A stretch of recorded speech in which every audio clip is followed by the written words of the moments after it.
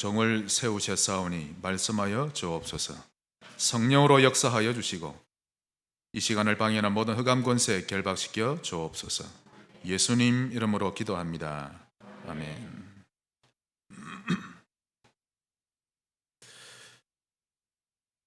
우리는 모두가 시한부 인생입니다. 꼭 병원에 가서 암 진단받고 3개월 선고받는 것이 시한부 인생이 아니라 우리는 모두 한 번 죽을 시한부 인생이죠. 한 번 죽는 것은 사람에게 정해진 것이요. 수많은 부족으로 이루어져 있던 중국을 지금과 같이 아주 거대한 하나의 나라로 통일시켜 놓았던 중국의 진시황, 실로 그의 위세가 어마어마했고 또 그가 누렸던 부귀영화는 인간이 누릴 수 있는 것 중에 최고의 것들로 이루어져 있었습니다. 그러던 진시황이 어느 날 곰곰이 생각하기를, 인간은 누구나 한 번은 죽고 나도 역시 죽을 텐데 어찌 이런 부귀영화를 놔두고 내가 죽을 수 있단 말인가, 그런 생각에 한동안 잠을 이루지 못했다고 합니다. 그때부터 불로초를 찾기 시작했는데요, 온 세계를 뒤져서라도 찾아내라고 엄명을 내렸습니다. 하지만 결국 찾지 못하고 그도 역시 죽고 말았습니다. 한 번 죽는 것은 사람에게 정해진 것이요, 사람은 얼마나 오래 사느냐가 중요한 게 아니라 얼마나 잘 사느냐가 매우 중요합니다. 그 후에는 심판이 있으리니, 오늘 하나님의 말씀에 결단하시기 바랍니다. 죽음 이후에 심판이 있음을 기억해야 합니다. 심판하실 분은 예수님이시죠. 요한복음 5장 22절에 아버지께서 아무도 심판하지 아니하시고 심판을 다 아들에게 맡기셨으니. 그런데 우리 주님이 심판하실 때 두 부류를 심판하십니다. 그 첫째는 마귀와 악한 영들을 심판하시죠. 요한복음 12장 31절에 이제 이 세상에 대한 심판이 이르렀으니 이 세상이 임금이 쫓겨나리라. 그리고는 그들을 영원한 옥에 가두어 버리시죠. 그곳이 지옥입니다. 그리고 두 번째 심판하실 부류는 사람을 심판하십니다. 사람에 대해서는 두 가지를 심판하시는데요, 첫째는 이 사람이 예수를 구주로 믿었는지 믿지 않았는지를 심판하십니다. 그래서 예수의 피가 없으면 지옥으로 가고 예수의 피가 있으면 천국으로 가는 것입니다. 아무리 착한 일을 많이 해도, 교회를 수백 년을 다닌다 할지라도 예수를 믿지 않으면 지옥 가는 것입니다. 그리고 두 번째로 사람을 또 심판하시는데요, 그가 주어진 인생을 어떻게 살아왔는지를 심판하십니다. 아이고, 나는 과거를 돌아보면 너무 못 살았는데 어떡하지? 인간은 구원받았을지라도 여전히 실수하며 살아갑니다. 그렇다고 해서 하나님이 그런 모든 실수들을 심판하시는 것이 아닙니다. 예수님의 보혈을 의지하며 뉘우치고 돌이키게 되면 더 이상 묻지도 않으시고 오히려 우리의 과거를 걸음으로 쓰시죠. 그리고는 거기에 맞는 상급까지도 준비해 놓으시는 것입니다. 하지만 끝까지 돌이키지 않고 고집부리며 복음과 반대되는 삶을 살아왔다면 거기에 대해서 하나도 빠짐없이 정확한 심판을 하십니다. 꼭 기억하셔야 됩니다. 자, 우리 다 같이 말씀으로 확인해야 되겠는데요, 에스겔 18장입니다. 구약성경 1176쪽입니다. 에스겔 18장 30절, 주 여호와의 말씀이니라. 이스라엘 족속아, 내가 너희 각 사람이 행한 대로 심판할지라. 너희는 돌이켜 회개하고 모든 죄에서 떠날지어다. 그리한즉 그것이 너희에게 죄악의 걸림돌이 되지 아니하리라. 반드시 심판하십니다. 그리고 로마서 2장을 보겠습니다. 로마서 2장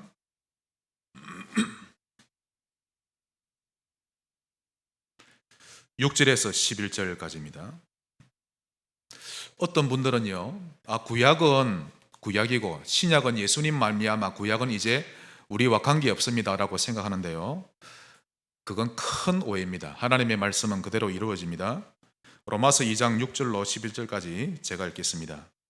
하나님께서 각 사람에게 그 행한 대로 보응하시되 참고 선을 행하여 영광과 존귀와 썩지 아니함을 구하는 자에게는 영생으로 하시고, 오직 당을 지어 진리를 따르지 아니하고 불의를 따르는 자에게는 진노와 분노로 하시리라. 악을 행하는 각 사람의 영에는 환난과 공고가 있으리니 먼저는 유대인에게요 그리고 헬라인에게며, 선을 행하는 각 사람에게는 영광과 존귀와 평강이 있으리니 먼저는 유대인에게요 헬라인에게라. 즉 누구든지 민족과 상관없다는 뜻이죠. 이는 하나님께서 외모로 사람을 취하지 아니하심이라. 사실 우리 하나님은 사람이 큰 부를 누리고 살았던 것에 대해서는 관심을 두지 않으십니다. 또 우리가 가족들과 알콩달콩 사이좋게 아름답게 잘 살았던 것에 대해서도 그다지 가치를 두지 아니하십니다. 혹 우리가 아름답게 살지 못했을지라도 평상시 복음을 사모하고 하나님 나라 세우는 일에 삶의 우선순위를 두면서 살고 교회의 한 지체로서 교회를 세워가는 일에 잘 섬겨왔는지를 가장 귀하게 보시는 것입니다. 그런데 복음과 교회를 살리라고 예를 들면 음악에 대한 재능을 줘놨더니 자기 재주 부리는 것만 할 줄 알았지 복음과 전혀 상관없이 살았다면 그는 심판의 날에 크게 책망받습니다. 이것을 보고 지극히 작은 것에 충성하지 못했다는 말이죠. 교회를 든든히 세워서 하나님 나라 확장 사업을 추진하라고 재물 얻을 능력을 줘놨더니 자기와 가족을 위해서만 쓸 줄 알았지 진작 복음과 교회에 대해서는 제대로 사용할 줄 몰랐다면 그는 하나님이 재물을 주신 이유, 즉 돈의 본질에 대해서는 전혀 몰랐던 것을 알 수 있습니다. 그는 슬피 울며 이를 갈게 됩니다.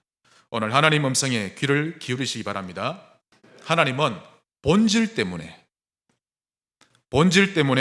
재능을 주셨고 물질과 명예도 주곤 하셨는데 또 본질이 뭔지 모를까봐 주의 종을 통해 매주마다 그리고 간간히 수련회나 집회를 통해 계속해서 알려주곤 하셨는데 거기에 귀를 기울이지 않고 관심을 두지 않았던 것 주님이 심판하십니다.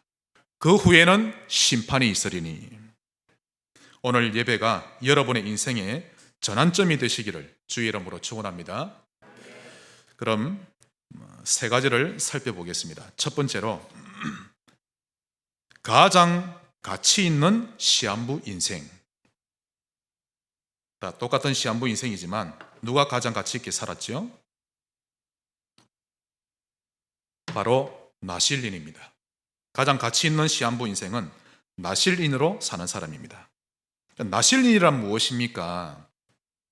그 원어의 뜻은 하나님의 사역을 위해 순수하게 구별된 자라는 뜻인데요. 성경 시대 때는 이들 나실린은 포도나무에서 나는 열매는 먹을 수 없었고요. 또 시체를 가까이 할 수 없었고 머리에 삭도를 대지 말아야 했습니다. 자, 그렇다면 우리 하나님은 지금의 시대에도 나실린을 원하실까요? 그럼 어떤 나실린을 원하실까요? 이게 오늘 말씀의 핵심이 되겠죠.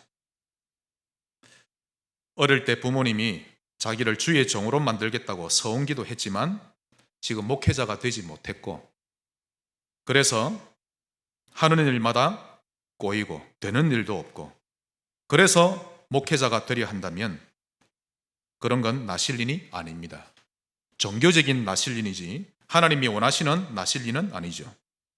술, 담배 안 하고 인자하고 성품이 착한 사람이 나실린입니까? 아닙니다. 목사만 나실린이 아닙니다. 목사만 목회자가 아니죠. 중직자 역시 현장의 목회자입니다. 21세기 하나님이 무엇을 원하시는지를 잘 아셔야 합니다. 불이 났을 때는 착한 사람이 필요한 게 아닙니다. 불을 잘 끌 수 있는 사람이 필요하죠. 그가 불난자의 나실린입니다. 우리의 소중한 사람이 인신매매범에게 잡혀갔는데 그때는 성품 좋은 사람이 필요한 게 아니죠. 그때는 부자가 필요한 것도 아니라 인신매매범을 제대로 때려잡을 수 있는 사람이 필요한 것입니다. 그러므로 진정한 나실린이란 하나님을 만나게 해주고 하나님과 소통이 잘 되게 해주는 사람이 진짜 나실린입니다. 한마디로 생사화복 주관자를 만나게 해주는 사람이죠. 또 영적 싸움을 잘하고 저주당한 자를 거뜬히 도와줄 수 있는 신자가 이 시대의 나실인입니다. 신앙생활을 자꾸 종교적으로만 해석하려 하거나 판단하려고 하지 마세요. 물론 인자하고 교양이 있으면 좋지만 그것이 기준이 아닙니다. 기준을 오직 복음에다 둬야 합니다. 할렐루야. 근데 이렇게 말하면 누군가는 꼭 되묻습니다. 아니 그럼 복음이면 다라고 해서 아무렇게나 살아도 된단 말입니까?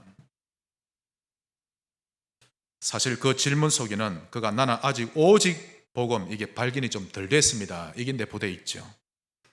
우리가 무분별하게 살다 보면 영적 상태가 힘들어지는 것 당연합니다. 그래서 좀 삶을 조심하자는 그런 정도일 뿐이지 그것이 기준은 아니라는 것입니다. 기준은 누가 뭐라 해도 오직 복음입니다.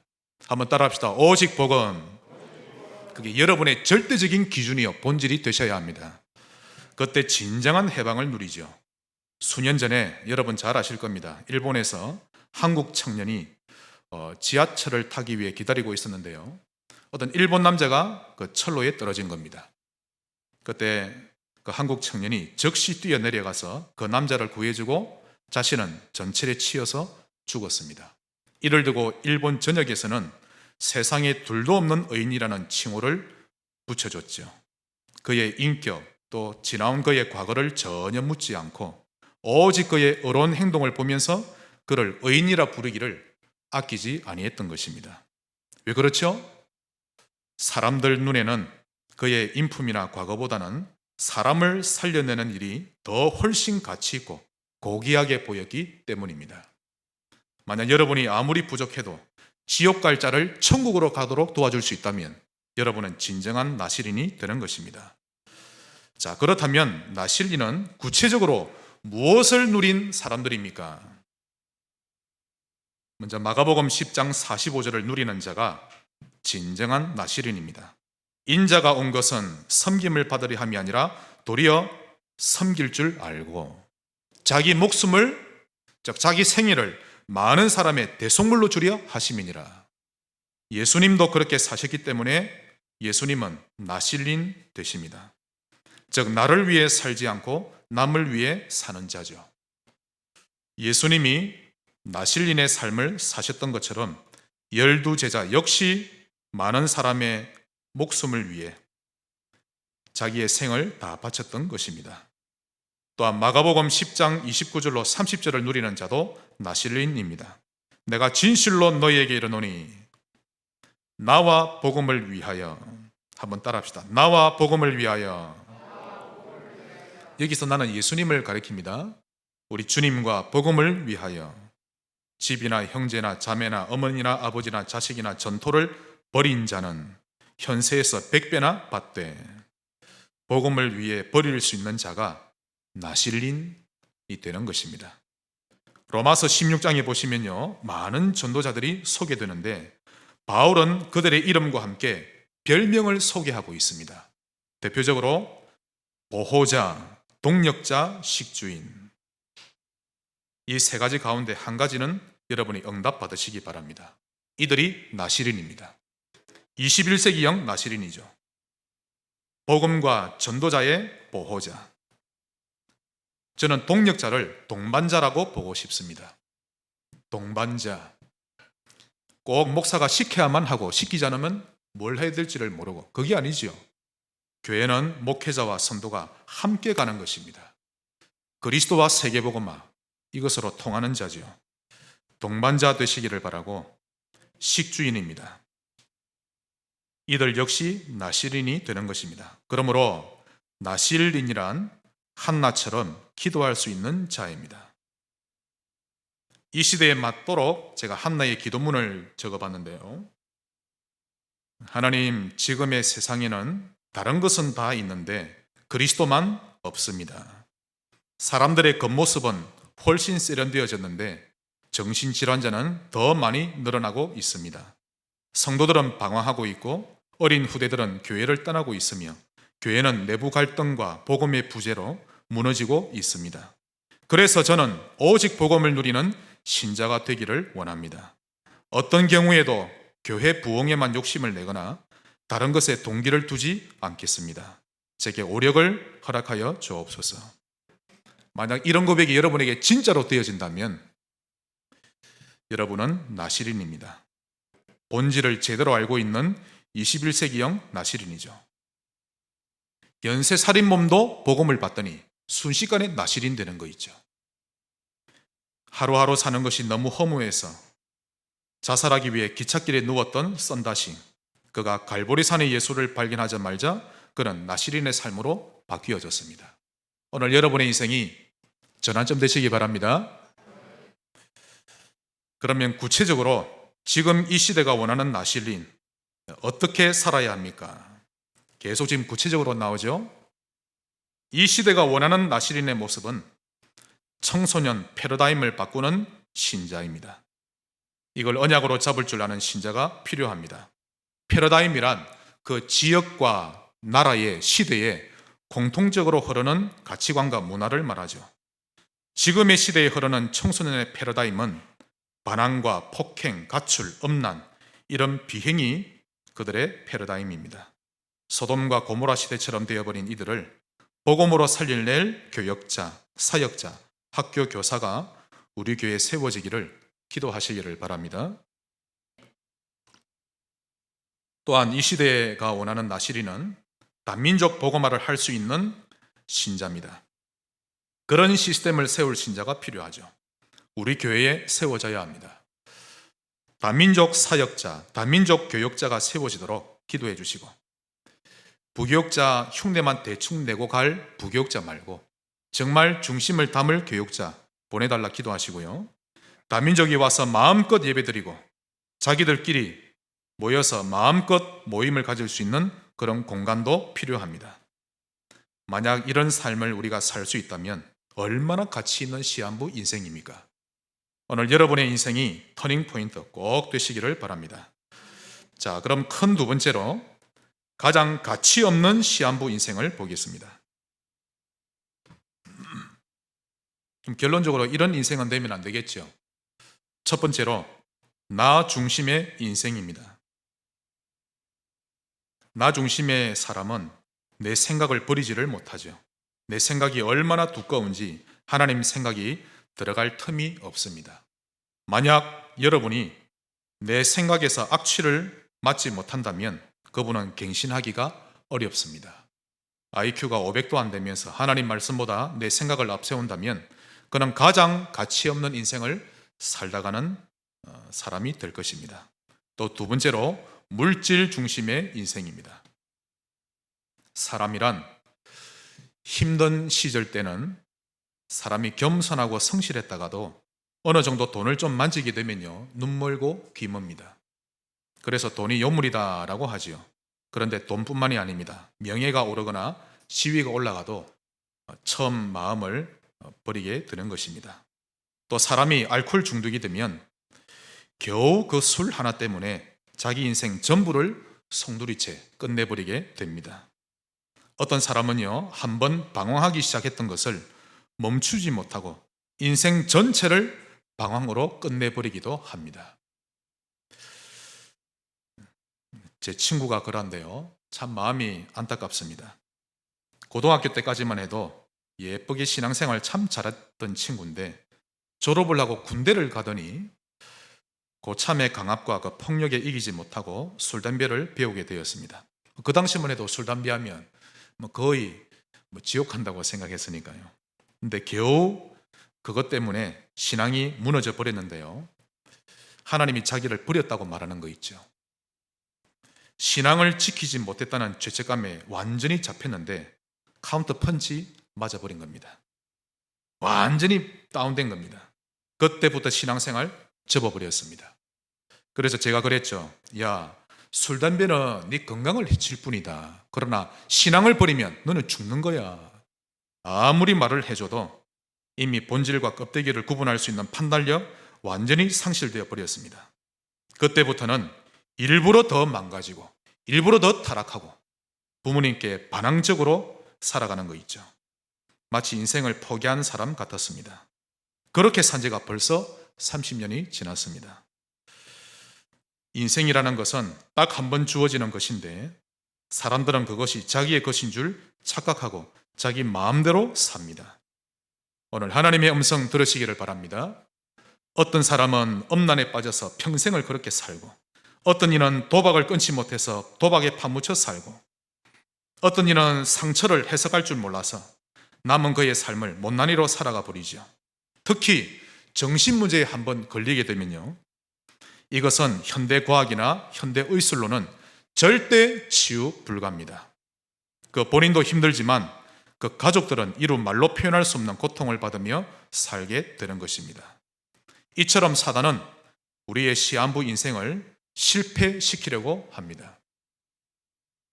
사람이 나이 들면 누구든지 지나온 삶을 돌아보며 후회하게 되어 있는데요, 후회를 하면서도 삶을 돌이키지를 못하죠.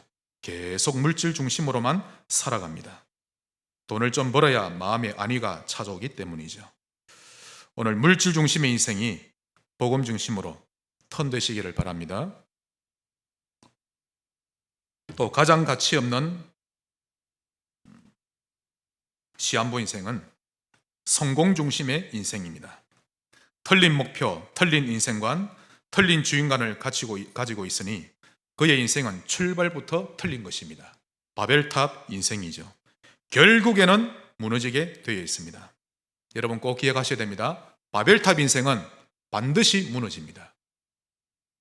요즘 학생들은 공부만 좀 못해도 아예 인생을 포기해버리죠. 미래를 꿈꾸지도 않고 도전하려 하거나 시도해보려고도 하지 않습니다. 오히려 더 타락하고 어른들의 못된 짓만 흉내내려고 하죠. 성공 중심의 인생이 아니라 가나안 땅을 향해 가는 인생 되셔야 합니다. 성전환 수술을 하는 의사나 또 그런 수술을 받는 환자나 모두가 자기 인생을 자기가 주인인 줄로 착각한 자들입니다. 생사화복 주관자 하나님을 믿으면 되는 것인데요. 자, 그러면 우리 성경에서 누가 그렇게 살아왔는지 인생 실패자들을 한번 모델을 보도록 하겠습니다. 먼저 가인입니다. 모델을 봐야 더 이해가 되겠죠. 동생 아벨과 똑같이 신앙 교육을 받고 자랐음에도 불구하고 짐승을 드리며 하나님께 제사하는 그 형식만 알고 있었지 의미는 몰랐던 겁니다. 눈에 보이지 않는 근본 문제가 뭔지, 인간의 창조 원리가 뭔지, 왜 피제사가 절대적으로 필요한지 그 의미를 몰랐던 것입니다. 그것을 알고 모르고의 차이도 얼마나 큰지도 몰랐죠. 이런 신자 지구상에 쫙 깔렸습니다. 여러분, 기독교인을 살리는 전도자 되시기를 바랍니다. 여러분, 기독교는 박애주의가 아닙니다. 복음의 핵심은 의리가 아니요 구제가 아닙니다. 복음을 전하기 위한 도구일 뿐이죠. 기독교란 인간의 힘으로는 도저히 해결받을 수 없는, 수억만금을 줘도 도저히 해결되지 않는 악령 문제, 죄와 저주 문제, 하나님을 떠나버린 문제를 해결해 주는 것이 기독교의 핵심입니다. 이 눈이 열리고 나면 그제서야 박애도 보이고 사람도 보이고 내 인생도 보이고 지구가 보이는 것입니다. 자, 두 번째 인생 실패자는 아나니아와 삽비라 부부입니다. 먼저 이들이 신앙생활했던 그 당시 상황을 참고를 하셔야 되겠는데요, 그때 세워진 초대교회가 예수 이름으로 세워진 첫 번째 교회였죠. 그런데 매우 큰 박해와 어려움을 당하고 있던 때였습니다. 성도들이 가정과 직장에서 배척당하고 큰 어려움을 겪고 있던 때였는데요, 그때 요셉이라는 신자가 교회를 살리기 위해 자신의 밭을 팔아서 헌금을 합니다. 그것을 보았던 아나니아 부부가 순간 기분에 따라 자기들로 헌금을 작정해 버린 것입니다. 그런데 막상 집에 돌아와 생각해 보니 처음에 작정했던 순수한 마음은 없어지고 아까워지기 시작한 거 있죠. 그때 만몬에게 딱 잡힌 것입니다. 그래서 일부는 감추고 일부만 드리게 되었는데요. 사실 하나님은 그 부부에게 복음화 운동에 참여할 수 있는 이 기회를 주려고 그들을 초대하신 것인데, 그들은 헌금의 의미를 잊어버리고 성령을 속이는 결과를 가져왔죠. 그 당시 그 교회의 위태한 상황을 하나님이 인정하신 겁니다. 그래서 성도들에게 축복을 받게 하셨는데, 결국 그들은 성령을 속이고 하나님은 그들을 불러가셨던 것입니다. 자, 여러분, 그 당시에 예수 믿고 초대교회 성도가 됐다는 것은 그것만으로도 얼마나 축복입니까? 그런데 돈 문제 하나로 그들의 삶은 무너지게 된 것입니다. 세 번째로 가룟 유다입니다. 가룟 유다가 더 불쌍하죠. 세상을 구원할 구주를 자기 앞에 바로 모셔놓고 구주인 줄 모르고 돈에 눈이 멀어서 그리스도를 누리지 못하고 악인 역할만 하다 자살하게 됩니다. 가치 있게 사는 시한부 인생 되시기를 주의 이름으로 축원합니다. 마지막으로 큰 세 번째로 본질을 누리는 시한부 인생, 이것으로 결론 내시기 바랍니다.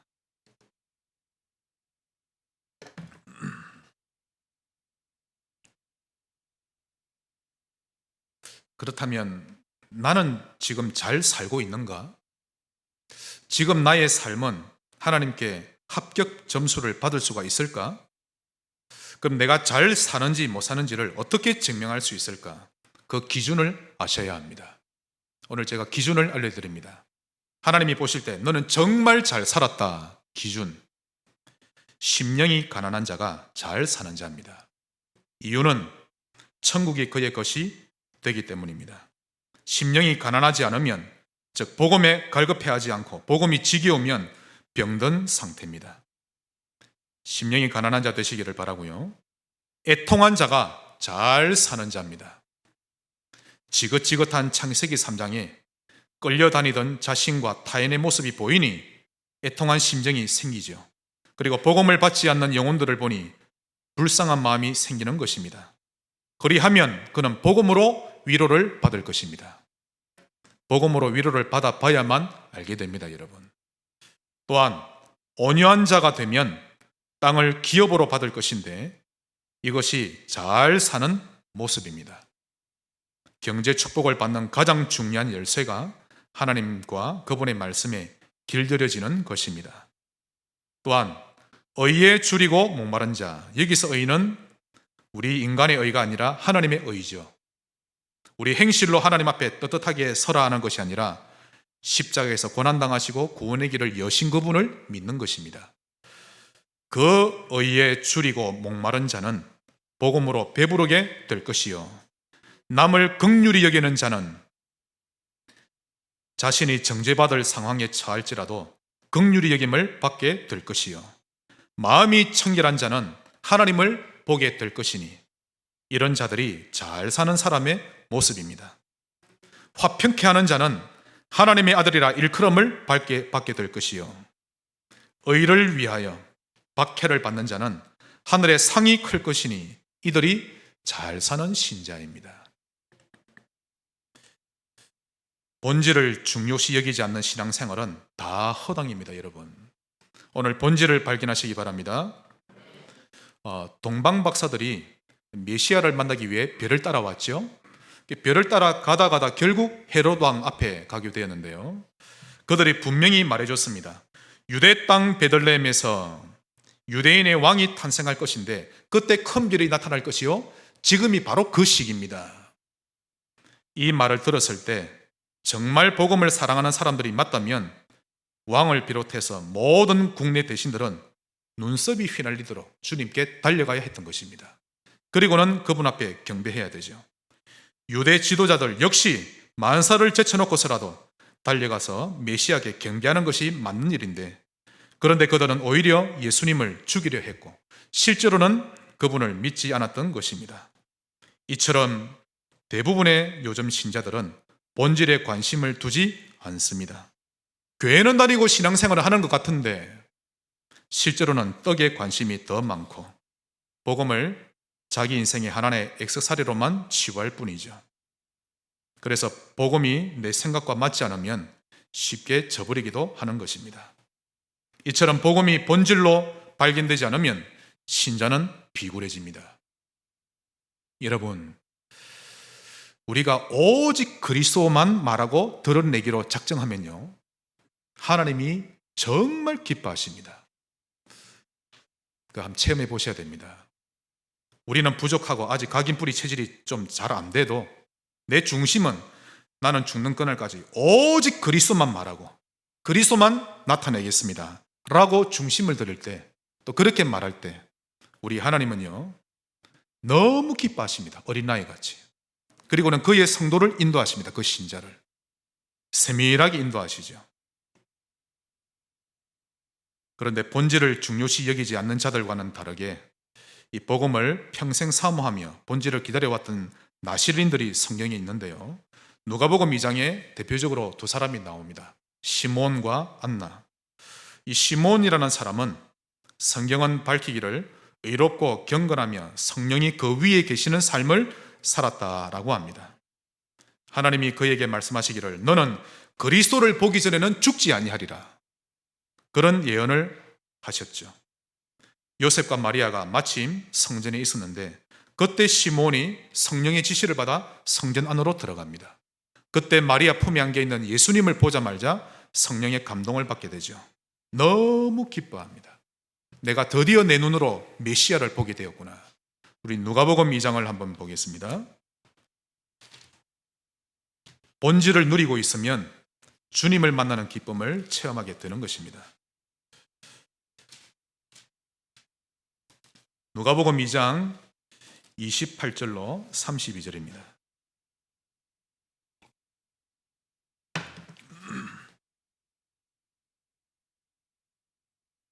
시몬이 아기를 안고, 예수님이죠, 아기를 안고 하나님을 찬송하여 이르되 주제여 이제는 말씀하신 대로 종을 평안히 놓아 주시는도다. 내 눈이 주의 구원을 보았사오니 이는 만민 앞에 예비하신 것이요 이방을 비추는 빛이요 주의 백성 이스라엘의 영광이니이다. 그 성전에 있는 모든 자에게 이분이 메시아임을 선포하는 것입니다. 본질 누리세요. 그러면 여러분은 갈보리산 예수를 만나게 되어 있고 그분은 기쁨으로 나타내게 되는 것입니다. 또한 안나, 84세가 된 여선지자인데요, 결혼하고 7년 만에 과부가 되었습니다.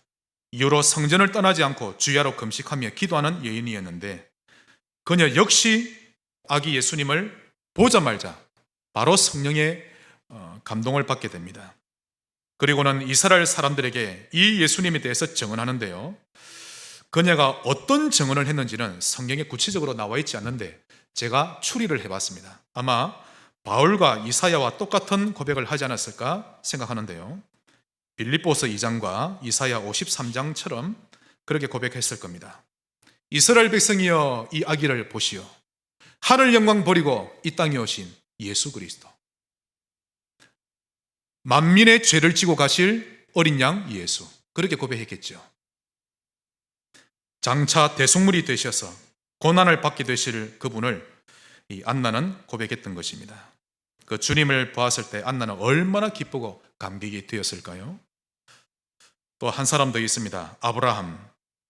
아브라함이 누렸던 본질이 뭔 줄 아십니까? 돈만 벌었던 것이 아닙니다. 요한복음 8장 56절에 주님이 직접 말씀하셨죠. 그는 나의 때를 보며, 즉 메시아가 이 땅에 오실 것을, 십자가 지실 것을 알고 미리 기뻐하고 즐거워했다라고 고백하셨습니다. 즉 아브라함은 돌단을 쌓고 피제사를 드릴 때마다 그 의미를 알고 메시아를 누렸음을 우리가 알 수 있습니다. 아무리 반듯한 생각을 가지고 있고 아무리 건전한 마인드를 소유한 사람이라 할지라도 그리스도를 모르면 그의 인생은 결코 아름다운 인생이 아닙니다. 신자 역시 마찬가지죠. 아무리 훌륭한 목사나 중직자라 할지라도 그리스도에 대한 마인드가 없으면 하나님이 쓰지를 못하십니다. 본질 누리는 시한부 인생 되시기를 주의 이름으로 축원합니다. 말씀의 결론을 맺겠습니다. 저는 어릴 때부터 기도를 배워오기를 이렇게 배웠습니다. 너의 마음속에 있는 간절한 소원을 항상 기도하고 간구해봐. 포기하지 말고 네가 진짜 원하는 것을 간절히 간구해봐. 그럼 하나님이 들으신다. 맞는 말 같죠? 아닙니다. 대부분의 신자들은 기도를 이런 식으로 알고 있고 그렇게 가르치고 있습니다. 이건 종교적인 기도죠. 사실 불신자들도 그렇게 하면 응답이 옵니다. 문제가 뭡니까? 이런 식으로 계속 기도하고 응답을 받다 보면 사람들은 점점 인식하게 되기를 하나님을 종교적이면서도 추상적인 우리의 필요를 채워주는 신적 존재로만 이해하게 되고 하나의 명상가들과 다를 바 없는 종교로만 인식하고 만드는 것입니다. 좀 더 구체적으로 말씀드리면 우리의 삶 따로 하나님 따로라는 것입니다. 하나님이라는 존재는 우리가 필요할 때만 우리에게 개입하면 되고 그 외에는 하나님이 개입하지 말라는 겁니다. 나를 놔두라는 것이죠. 다시 말해서 평상시에는 우리가 우리 인생을 알아서 잘 살다가 위기가 처했을 때는 우리가 도움을 요청하면 그때 나타나서 한 번씩 도움도 주시고 소원도 이루어 주시고 우리가 원치 않을 때는 개입하지 않기를 바라는 그런 종교적인 개념으로만 하나님을 여긴다는 것입니다. 하나님에 대해 잘못 알아도 완전히 잘못 알고 있고 인간에 대해서도 너무 모르고 있죠. 우리 말씀을 살펴보겠습니다. 시편 103편입니다. 오늘 하나님에 대해 바르게 깨달으시기를 바랍니다. 그래서 교회도 나오고 싶으면 나오고 나오기 싫으면 나오지 않고 그렇게 되는 거죠. 103편 14절 15절 이는 그가 우리의 체질을 아시며 우리가 단지 먼지뿐임을 기억하심이로다. 인생은 그 날이 풀과 같으며 그 영화가 들의 꽃과 같도다. 다윗은 창조주가 누구신지 우리는 어떤 존재인지 아는 것입니다. 이사야 40장을 보겠습니다.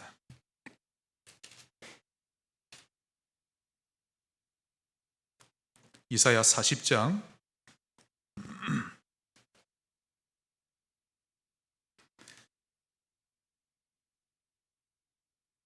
6절로 8절입니다. 말하는 자의 소리여 이르되 외치라. 대답하되 내가 무엇이라 외치리까 하니 이르되 모든 육체는 풀이요 그의 모든 아름다움은 들의 꽃과 같으니 풀은 마르고 꽃이 시들면 여호와의 기운이 그 위에 불미라.